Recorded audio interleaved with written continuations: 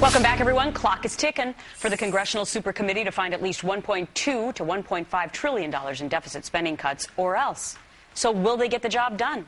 Pennsylvania Senator Pat Toomey is a member of that Super Committee. He joins me now from our D.C. bureau. Good morning to you, Senator. Good morning, Gretchen. Thanks for having me. Now, I know we always advertise this as a super committee that's secretive, but I'm still going to ask you that rumors on the street are that there's apparently been a lot of gridlock going on in these meetings. You only have a month left to go. Is that true? Well, it's true that we only have about a month left to go. I wouldn't characterize it as gridlock. Oh, look, we're working hard. We're meeting virtually every day, sometimes more than once a day. And I think just about everybody around the table really wants to accomplish this goal or even more. But it's not easy. It was never going to be easy.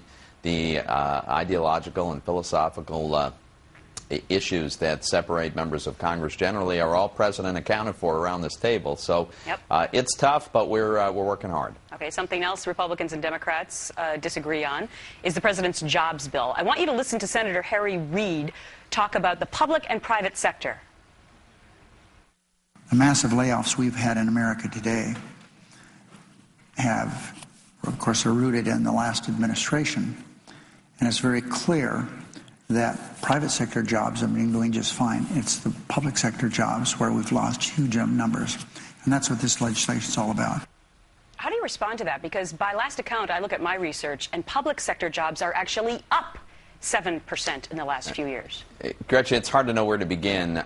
Senator Reid has it so absolutely backwards and so wrong to think that private sector jobs are just fine when unemployment is 9.1%, when we've lost 1.5 million jobs since President Obama was sworn in.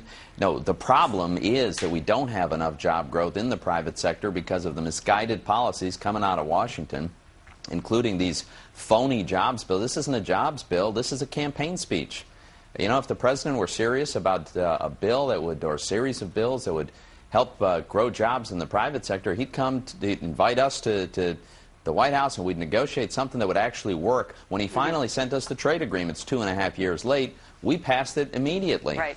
But this is about just bailing out state governments, expanding government workforce is not sustainable. This makes no sense. Right. Some people argue it's a Band-Aid and more stimulus. Let me ask you about foreign aid, because this came up at the Republican debate the other night.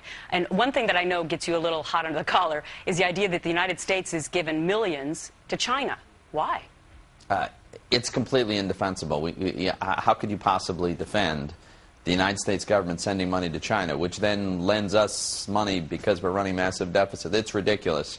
We certainly shouldn't be sending money to China. All right. Let me talk about the Occupy Pittsburgh protest, because apparently they're protesting outside of your door, and I find that a little ironic because one of the things they're against is bailing out the banks, which you were also against.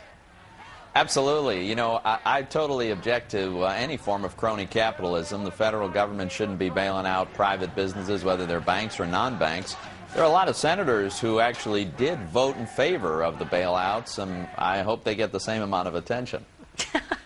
All right, very well said. And if you ever want to reveal any of those little secrets from the Super Committee, you can call up Fox and Friends. I will keep that in mind, Gretchen. All right. Thank you very much. Thanks, Senator. Good to see you.